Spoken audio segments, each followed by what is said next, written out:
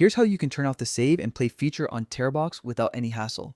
First, make sure you're using the right version of the app. The one you want is called Terabox 1.24 gigabytes. If you haven't already, download that version from your app store to make sure everything works properly and you don't run into any unexpected errors. Once you've got the right app, open it up. If you're using the free version, you might have to watch a short ad when it starts. Don't worry, it's quick. Just wait for it to finish and skip it as soon as the option appears.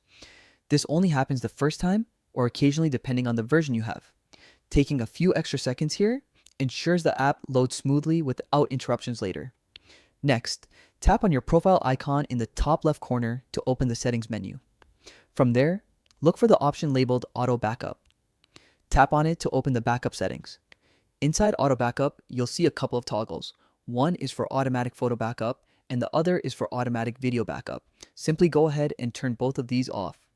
This ensures that your files will no longer be uploaded or synced automatically.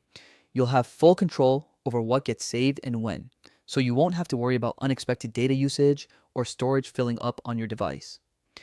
And that's it. Save and play is now disabled, so your files won't be uploaded in the background anymore. From now on, you can manage your storage exactly the way you want, choosing only the files you want to upload. This small change can save a lot of space and make your app experience faster and more efficient.